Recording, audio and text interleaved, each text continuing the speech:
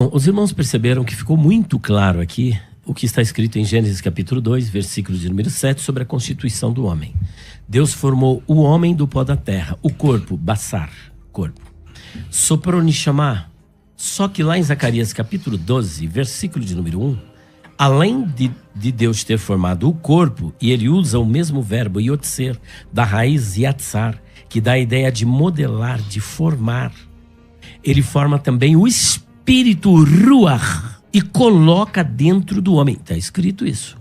Só que quando nós não podemos fazer teologia com base em um versículo isolado, nós temos que examinar toda a escritura, o que ela diz acerca dessa doutrina. Portanto, em Gênesis capítulo 2, 7, o homem tem um corpo. Agora, quando diz a senhora que o homem pode matar o corpo, mas não pode matar a alma, e então só Deus pode, curiosamente, lá em Mateus capítulo 2, versículo 13, está escrito que o homem também mata. E é o mesmo verbo, apólime, que aparece em Mateus 10, 28, aparece no capítulo 10, 2, versículo 13, quando Herodes procurava Jesus para o matar.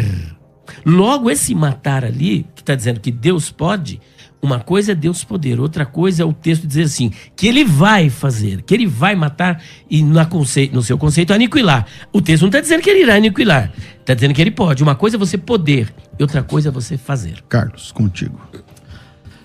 Bom, nessa questão, eu quero entrar também na questão dos mortos debaixo do altar, né? Que eu li antes do bloco. Se você for literalizar que aqueles mortos estão lá, conscientes, gemendo, sofrendo e clamando por justiça debaixo do trono de Deus, você vai ter que literalizar Cristo no céu em forma de cordeiro ensanguentado, né? Apocalipse 5:6, criaturas dentro do mar falando e louvando a Deus, Apocalipse 5:13, várias estrelas caindo sobre a terra, Apocalipse 6, versículo 13, né? De acordo a cosmologia, se uma estrela é maior que a Terra, se uma estrela caísse sobre a Terra, acabaria no mesmo instante, né? E o Apocalipse já teria o seu fim. Cavalos com cabeça de leão, e Jesus com 7 chifres, 7 olhos, entendeu? Então, a minha pergunta, assim, para o pastor Elias, o que ele entende dessas almas? Essas almas, elas estão conscientes ali? A alma dos mártires estão ali debaixo do altar, em plena consciência? Vamos antes disso. O senhor disse que Salomão não sabia da vinda do Mashiach. A vinda do Mashiach foi profetizada em Gênesis capítulo 3, versículo 15. Depois foi reiterada por Abraão, porque o próprio Senhor Jesus disse: Abraão almejou ver os meus dias, viu e alegrou-se. Depois Moisés, em Deuteronômio capítulo 18, versículo de número 15, ele diz: olha, o Senhor Deus levantará um profeta semelhante a mim, e a ele vocês irão ouvir. Lá no Novo Testamento, nós temos a informação de que era o Mashiach. Quando você vai para Yeshayahu Hanavi, que é o profeta Isaías, ele é o maior profeta messiânico do Antigo Testamento. O Senhor Jesus, ele é profetizado no capítulo 22 de Salmos. Então nós temos abundantes profecias. É impossível que Davi, sabendo de tudo isso, não ensinou para o filho dele, como examinador das Escrituras, nunca tenha visto a promessa referente ao Mashiach. Portanto, esse argumento ele é obsoleto, ele é falacioso, ele é inconsistente. Quando o senhor diz também, se a Testemunha de Jeová e o Adventismo está defendendo tal ideia é bíblica, então parabéns para ele. Só que essa ideia não é bíblica. Ela é extra-bíblica, para não dizer herética, é uma heresia gritante, como eu disse no início, atenta contra a cristologia, atenta contra a escatologia, atenta contra os fundamentos das Escrituras, atenta contra o nosso credo. Agora, no que diz respeito a Apocalipse capítulo 6, versículos 9 a 11, é importante salientarmos que é mais um texto que vai depor contra a argumentação falaciosa dos mortalistas, dos aniquilacionistas. Vamos para Apocalipse capítulo 6, e diga-se de passagem, se Apocalipse é um texto simbólico, então não haverá Nova Jerusalém, não haverá novo céu, não haverá nova terra. O próprio Deus que aparece sentado no trono, então, é simplesmente simbólico. O Senhor Jesus é simbólico, os anjos são simbólicos, os 4 seres viventes são simbólicos, a grande tribulação é simbólica, a volta do Mashiach é simbólica. Então nós vamos ter que transformar tudo no simbolismo, e estamos aqui navegando numa mentira. O senhor acaba de cair no preterismo radical. Num preterismo radical. E também numa teologia que aí o senhor mesclou com uma teologia aliancista, amilenista, que tem essa mesma argumentação. Apocalipse 6, versículos 9 a 11, isso aqui ainda não aconteceu, viu, meu irmão? Só a título de informação, isso aqui ainda não aconteceu. Isso aqui vai acontecer. E é importante que eu não trouxe esse texto para a reflexão. É o senhor que está trazendo, mas essa informação é para o futuro, ainda não é agora, tá? Então vamos lá. E havendo aberto o quinto selo, vi debaixo do altar as almas dos que foram mortos, dos que foram mortos por causa da palavra de Deus. O senhor percebeu? Vi as almas dos que foram mortos, corpos mortos e almas.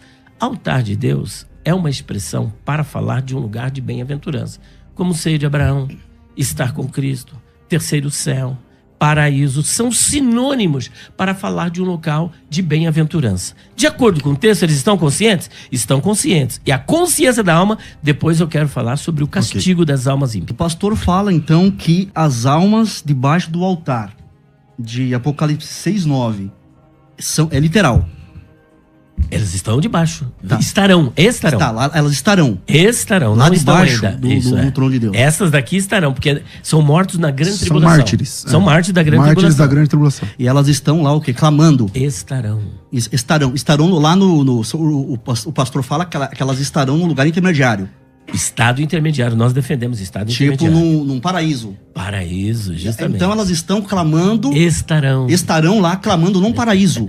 Estarão clamando. Então é o seguinte, o senhor usar desse pressuposto, o senhor entra numa contradição. Opa, eu até gostaria de saber. Porque Apocalipse 21, versículo 4, fala assim: e Deus, falando de Deus, ele lhes enxugará dos olhos toda lágrima, não haverá mais morte, nem pranto, nem lamento, nem dor, porque as primeiras coisas já passaram. Então, se tiver a ideia de que essas almas dos mártires estarão lá no céu, né, num estado intermediário, lá no paraíso, clamando e gemendo, pedindo vingança, né? Então, entra em contradição. Como que lá no céu, lá não é um paraíso? Lá não é o seio de Abraão? Então lá não deveria haver esse choro, tipo de não lágrima, deveria haver choro, dor e lágrima. Então, essas almas, elas... Posso responder? Pode. Bom, esse contexto, primeiro, de Apocalipse 6, ele está falando do período da grande tribulação. O senhor sabe quanto falta para chegar nesse texto que o senhor acabou de citar do Apocalipse 21? 1000 anos. O senhor sabe o que acontece depois do milênio? Depois do milênio haverá a nova Jerusalém, haverá novo céu e nova terra. É só o senhor dar uma olhadinha que o senhor vai ver que essas pessoas que estão clamando aqui, lá no capítulo 20, leia por favor, o senhor que está perto do texto, 20. Capítulo 20, versículo 4. Leia do 1 ao 4, pronto, para a informação. Vi descer do céu um anjo com a chave do abismo e uma grande corrente na mão. E ele prendeu o dragão, a antiga serpente, que é o diabo e Satanás, e o amarrou por 1000 anos. Lançou-o no abismo, aonde o fechou e pôs um selo sobre ele, para que não enganasse mais as nações, até que os 1000 anos se completassem. Depois disso, é necessário que ele seja solto por um pouco de tempo. Então eu vi alguns dos tronos e foi dado o poder de julgar aos que nele se assentaram, e vi as almas dos que foram degolados por causa do testemunho de Jesus. Só um momento aqui, ó. E viu o quê? A alma. As almas, são aquelas mesmas do Apocalipse 6, versículo 9 a 11, que clamam, e o Senhor falou, ó, acalmem-se, descansem, até que se complete o número daqueles que hão de morrer igual a vocês. Esses que ele está se referindo, está no capítulo 7, versículos 9 até o 17. E o capítulo 20, versículo 4. Aqui completou o número destas almas. Olha o que acontece com elas no versículo 4, por gentileza. Então vi alguns tronos e foi dado o poder de julgar os que nele se assentaram, e vi a alma dos que foram degolados por causa do testemunho de Jesus e da palavra de Deus. E não adoraram a besta, nem a sua imagem, não receberam o sinal na testa, mas nem nas suas mãos. Eles reviveram e reinaram com Cristo durante 1000 anos. Justamente. Então, depois da grande tribulação, há o milênio. O texto que o senhor está falando aqui, essas almas já voltaram, foram ressuscitadas. O senhor acredita que na ressurreição teremos corpos imortais glorificados? Com certeza. Elas já receberam corpos imortais glorificados, já foram consoladas, já foram premiadas e estão aqui na Nova Jerusalém, meu querido. Bom, mas a questão, assim, eu vejo que a questão da imortalidade da alma, ela, justamente essa questão da ressurreição, ela se contrapõe muito. Porque esse conceito de imortalidade da alma, se for realmente verdade que nós temos uma alma pré-existente e indestrutível... Eu não defendo que há alma pré-existente, isso aí é platonismo. Então, uma questão assim, tudo bem. Essa estruturação de uma alma que ela resiste à morte da carne, que ela continua consciente no lugar intermediário, seja no paraíso, porque nessa questão aí dos mártires lá, se eles estão no lugar intermediário lá no paraíso, não teria como, não haveria necessidade deles estar chorando. Eles estariam, ao contrário, felizes, louvando a Deus e glorificando a Deus por estarem no paraíso. Mas então, a questão da imortalidade, contraposta com a ressurreição, nós vamos raciocinar o seguinte: se o homem possui uma entidade imaterial e imortal, qual seria a necessidade da ressurreição, já que o homem ele sobrevive após a morte? A doutrina da ressurreição dos mortos era uma das doutrinas bíblicas que são menos pregadas dentro das igrejas. Não por mim. Então, mas eu sei que eu converso com muitas pessoas que falam que não se prega só morreu, já está com Cristo, né? Geralmente a gente vai, mesmo na congregação cristã, quando você vai num funeral de crentes da congregação cristã, o ancião fala lá, esse já dormiu no Senhor. É tipo um sono da alma, eles acreditam. Está dormindo, está descansando no Senhor, está aguardando a ressurreição. Então não acredito que a pessoa já saia, aquele ser, o fantasminha, já vá para um lugar intermediário, né? Então essa doutrina da ressurreição dos mortos é pouco pregada nas igrejas, né? E nós vemos assim, que a Bíblia estabelece a doutrina da ressurreição e mostra a importância da ressurreição para o cristão.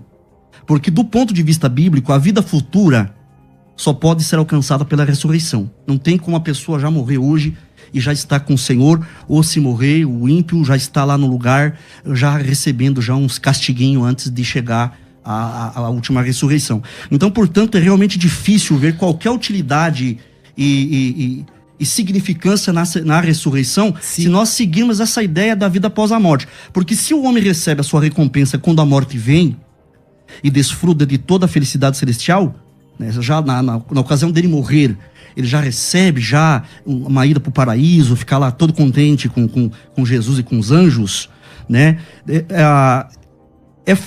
Isso aí, ele depois dele estar lá, ele vai ser forçado a deixar as regiões celestiais, a mansão celestial, para voltar, para se reunir para a ressurreição, quando ele teria muito mais vantagem, pastor César, ficar lá no céu, desfrutando a vida eterna, sem esse corpo. Então, diante disso, toda a esperança da ressurreição se extravia por meio dessa crença filosófica da imortalidade. A ressurreição é a única forma do cristão receber a imortalidade.